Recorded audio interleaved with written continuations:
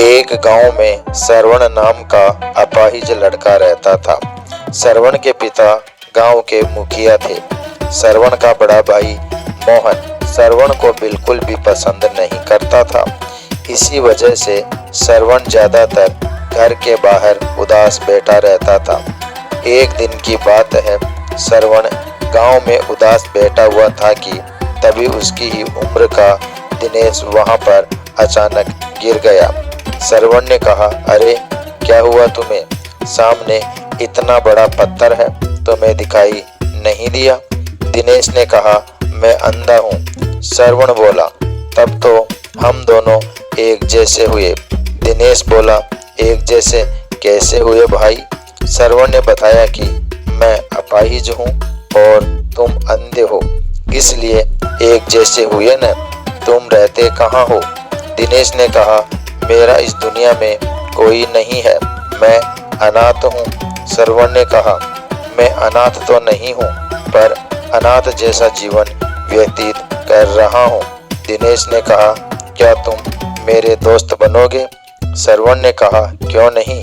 गांव में मेरे साथ कोई नहीं खेलता, कोई मुझसे बात तक नहीं करता। दिनेश ने कहा, आज से मैं तुमसे बात करूंगा। आज से हम दोनों पक्के दोस्त हुए। उस दिन के बाद दिनेश और श्रवण में पक्की दोस्ती हो गई। मगर कुछ दिन बाद अचानक दिनेश गायब हो गया। श्रवण ने उसे बहुत ढूंढा, मगर वो नहीं मिला। दिनेश का इंतजार करते हुए श्रवण जवान हो गया। एक दिन श्रवण अपने कमरे में गहरी नींद सो रहा था कि तभी उसकी भाभी कमरे में आ गई और गुस्से से कड़क कर बोली, दोपहर के 12 बज रहे हैं, क्या सब्जी नहीं लानी?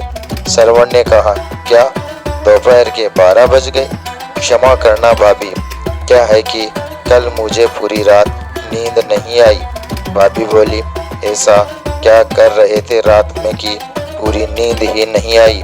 कहीं किसी लड़की से कोई चक्कर तो नहीं चल गया? श्रवण ने कहा, ये कैसी बात कर रही हो आप भाभी, मेरे इस तरह के संस्कार बिल्कुल नहीं है। भाभी ने कहा, तुम कोई काम काज तो करते हो नहीं, तुम्हारा काम तो बस बैसाखी पकड़कर इधर उधर डोलना रह गया है। श्रवण बेचारा बैसाखी पकड़े हुए बाजार चला गया।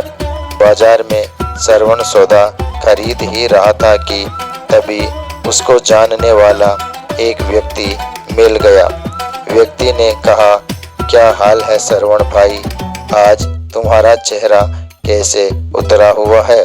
श्रवण बोला, अब तुम्हें क्या बताऊं, मेरी माँ मुझे बचपन में छोड़कर चली गई।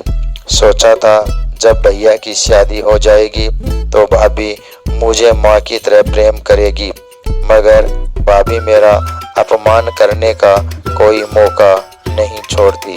व्यक्ति ने कहा, तो तुम इस बात की शिकायत अपने पिता से क्यों नहीं करते?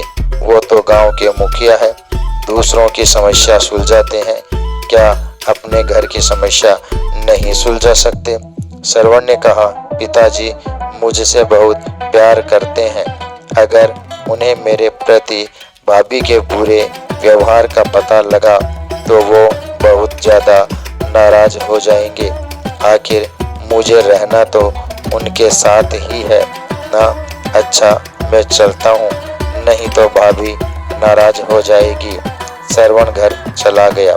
श्रवण को देखकर भाभी आग बबूला होकर बोली, 12 बजे बाजार गए थे पर अब 2 बज रहे हैं, इतनी देर में तो मैं पूरा सब्जी मार्केट खरीद कर ले आती।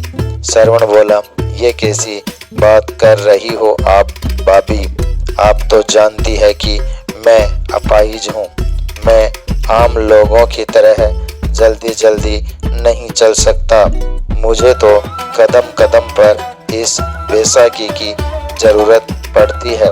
भाभी बोली, जुबान लड़ाता है।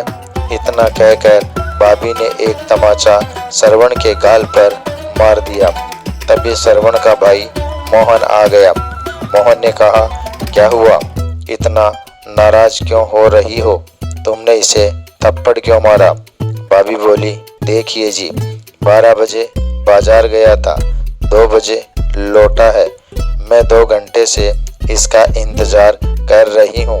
मोहन बोला, सही किया तुमने, इसके गाल पर थप्पड़ जड़ दिया। वैसे भी पिताजी ने इसे बहुत ज्यादा सिर पर चढ़ा रखा है। श्रवण आंखों में आंसू लिए अपने कमरे में बैठ गया। दोपहर में उसे किसी ने खाना भी नहीं दिया। शाम को उसके पिता उसके कमरे में आए। पिता ने कहा, क्या बात है श्रवण, इतने गुमसुम कैसे बैठे हो? श्रवण ने कहा, पिताजी बस ऐसे ही कुछ सोच रहा था। पिता ने कहा, श्रवण, मैं तुम्हारी आंख पढ़ सकता हूँ। तुम्हारी आंखों को देखकर मैं समझ गया कि किसी ने तुमसे कुछ कहा है और तुम भूखे भी लग रहे हो। श्रवण ने कहा, मैं क्या करूं पिताजी, भाभी हमेशा मुझसे बगैर किसी बात के झगड़ा करती रहती है। मुखिया ने कहा, तो तुम इसलिए उदास बैठे हुए हो। अपनी भाभी की बात पर ज्यादा ध्यान मत दिया करो। श्रवण ने कहा, पिताजी मैं उनकी बातों पर ज्यादा ध्यान नहीं देता, मगर आज भाभी ने मुझे बगैर किसी गलती के थप्पड़ मार दिया। मुझे उनके थप्पड़ का बुरा भी नहीं लगा। बुरा मुझे इस बात का लगा कि थप्पड़ खाते हुए भैया ने भी देखा, मगर भाभी को डांटने की बजाय उल्टा मुझे अपमानित करने लगे। कभी कभी मुझे माँ की बहुत याद आती है। मुखिया ने कहा, मुझे तुम्हारी बहुत चिंता होती है कि मेरे बाद पता नहीं तुम्हारा क्या होगा। मेरे जाने के बाद तुम्हारा बड़ा भाई तुम्हें 2 वक्त की रोटी भी खिला पाएगा या नहीं। अगले दिन मुखिया ने अपने दोनों खेत श्रवण के नाम कर दिए। इस बारे में श्रवण के बड़े भाई को कुछ भी पता नहीं था। अचानक मुखिया की मौत हो गई। मौत के कुछ दिन बाद मुखिया का दोस्त जगदीश घर आया। जगदीश ने कहा, मुझे यह कहते हुए अच्छा तो नहीं लग रहा, लेकिन मुखिया जी ने मरने से पहले मुझसे कहा था कि ये बात उनके मरने के बाद ही उनके बड़े बेटे को बताई जाए। इतना कहकर जगदीश ने अपनी जेब से कुछ कागजात निकाल लिए। मोहन ने कहा, ये क्या है? जगदीश ने कहा, मुखिया जी ने अपने दोनों खेत अपने छोटे बेटे श्रवण के नाम कर दिए हैं। मोहन बोला, ये क्या कह रहे हो आप? पिताजी ने तो इस बारे में मुझे कभी कुछ बताया ही नहीं। जगदीश ने कहा, शायद उन्हें लगता था कि उनके मरने के बाद तुम श्रवण को और ज्यादा परेशान करोगे, इसलिए उन्होंने अपने दोनों के श्रवण के नाम कर दिए। श्रवण की भाभी बोली, मुझे तो पहले से ही शक था कि पिताजी कुछ ऐसा ही करेंगे। अब तुम क्या करोगे? रह गए ना ठन ठन गोपाल। अब ये तुम्हारा अपाहिज भाई तुम पर जिंदगी भर शासन करेगा। जगदीश बोला, ये तुम्हारा पारिवारिक मामला है। लड़ने और झगड़ने की बजाय आपस में बैठकर बातचीत से इस समस्या का समाधान कर लो। इतना कहकर जगदीश वहां से चला गया। मोहन ने श्रवण को धक्के देकर घर से निकाल दिया। श्रवण बेचारा भूखा प्यासा दूसरे गांव में भटकने लगा। एक रात श्रवण भूखा प्यासा गांव में टहल रहा था कि तभी उसकी नजर एक व्यक्ति पर पड़ी जो घास पर बैठा हुआ भोजन कर रहा था। भोजन को देखकर श्रवण सीधा उस व्यक्ति की ओर चला गया। श्रवण ने कहा, भैया क्या मुझे भी कुछ खाने को दोगे? उस व्यक्ति ने उंगलियों से टटोलते हुए एक रोटी का टुकड़ा श्रवण को दे दिया। उस व्यक्ति ने कहा, मेरा नाम दिनेश है। श्रवण बोला, दिनेश, कहीं तुम वही दिनेश तो नहीं जो मेरे बचपन के मित्र थे और अचानक गायब हो गए थे? दिनेश बोला, हाँ, मैं वही दिनेश हूँ। कहीं तुम श्रवण तो नहीं? श्रवण ने कहा, हाँ, मैं श्रवण ही हूँ। मेरे दोस्त, मैंने तुम्हें कहाँ कहाँ नहीं ढूंढा, तुम कहाँ चले गए थे? दिनेश ने कहा, अब तुम्हें क्या बताऊं श्रवण, गांव का एक व्यक्ति मुझे सड़क पार कराने का बोलकर अपनी मोटरसाइकिल के पीछे बिठा लिया। फिर वह मुझे उस गांव से बहुत दूर शहर में छोड़ आया। तब से मैं ऐसे ही भटक रहा हूँ और इतने वर्ष बाद आज यहाँ तक लौट आया हूँ। तुम बताओ, तुम यहाँ पर क्या कर रहे हो? श्रवण बोला, घबरा मत मेरे दोस्त, अब मैं आ गया हूँ ना। अब तू बिल्कुल भी चिंता मत कर, अब हम दोनों साथ साथ ही रहेंगे। उस दिन के बाद दिनेश और श्रवण साथ साथ रहने लगे। एक दिन श्रवण कहीं जा रहा था, तभी जगदीश उसे मिला। जगदीश ने कहा, मैंने तुम्हें कहाँ कहाँ नहीं ढूंढा श्रवण, तुम इस गांव में क्या कर रहे हो? तुम्हारे भाई ने बताया कि तुम घर छोड़कर भाग गए। श्रवण ने कहा, अब मैं अपने भैया से क्या उम्मीद कर सकता हूँ? बोलिए जगदीश काका, क्या जरूरी बात करनी है? जगदीश बोला, बात यह है कि वसीयत करने से पहले तुम्हारे पिताजी ने तुम्हारा शारीरिक परीक्षण करवाया था। श्रवण बोला, हाँ, मुझे याद है, पिताजी मुझे एक डॉक्टर के यहाँ ले गए थे, उसने मेरी खून की जांच की थी। जगदीश बोला, कुछ दिन पहले ही मुझे रिपोर्ट प्राप्त हुई, तुम्हें एक भयानक बीमारी है, तुम इस दुनिया में कुछ दिनों के ही मेहमान हो। जगदीश की बात सुनकर श्रवण अंदर से हिलकर रह गया, उसकी आंखों से आंसू बहने लगे।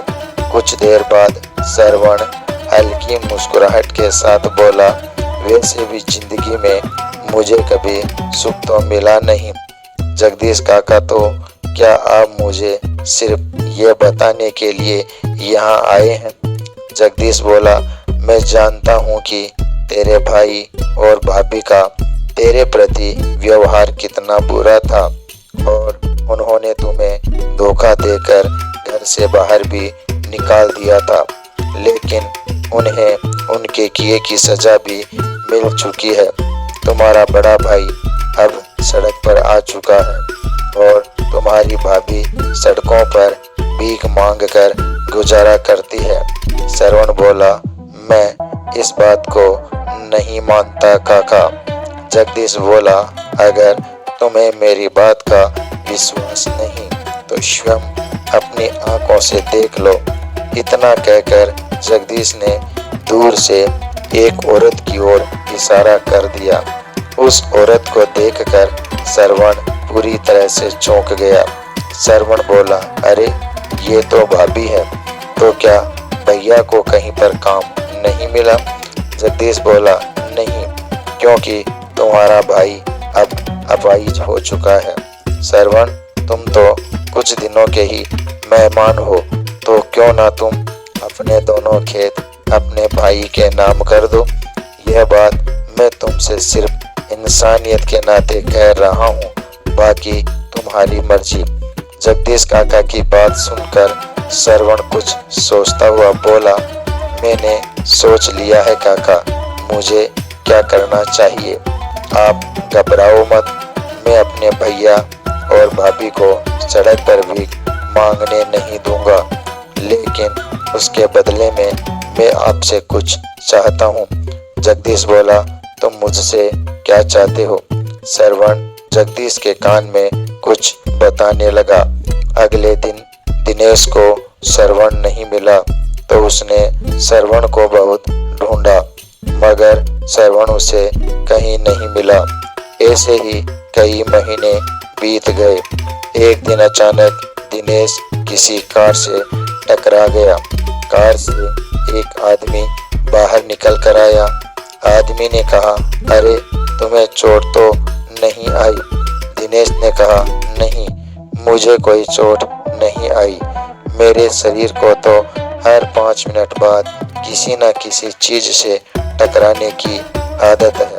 आदमी ने कहा, मेरा नाम डॉक्टर गुप्ता है, क्या तुम अंधे हो? दिनेश ने कहा, जी हाँ डॉक्टर साहब, मैं अंधा हूँ। डॉक्टर गुप्ता दिनेश की आंखों को हाथ लगाकर चेक करने लगा। डॉक्टर गुप्ता बोला, तुम्हारा इलाज संभव हो सकता है। अगर तुम चाहो तो मैं तुम्हारी आंखों की रोशनी वापस लौटा सकता हूँ। यह सुनकर दिनेश खुशी से झूम उठा। दिनेश बोला, क्या सच में मैं देख सकता हूँ डॉक्टर साहब? डॉक्टर गुप्ता बोला, हाँ तुम देख सकते हो, आओ मेरे साथ। डॉक्टर गुप्ता दिनेश को एक अस्पताल में लेकर आया। कुछ ही महीनों में दिनेश को दिखाई देने लगा।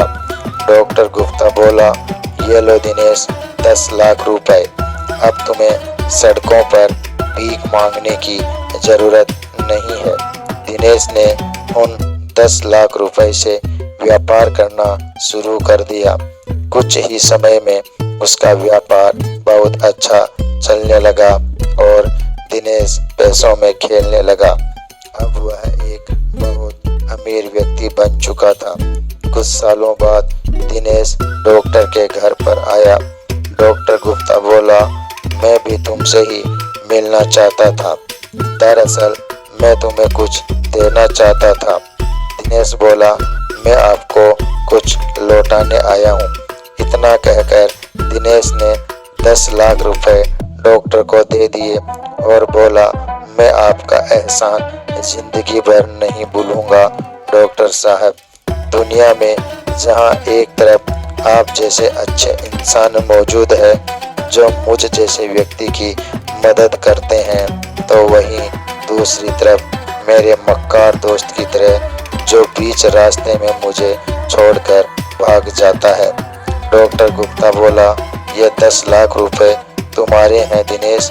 मरने से पहले सरवण ने मुझे ये 10 लाख रुपए तुम्हें देने के लिए कहा था। डॉक्टर की बात सुनकर दिनेश के पैरों तले जमीन खिसक गई। दिनेश बोला, ये आप क्या कह रहे हैं? डॉक्टर गुप्ता बोला, मैं बिल्कुल सही कह रहा हूँ। दरअसल सरवण को एक लाइलाज बीमारी थी और सरवण इस बारे में जानता था। मरने से पहले 10 लाख रुपए उसने मुझे तुम्हें देने के लिए कहा था।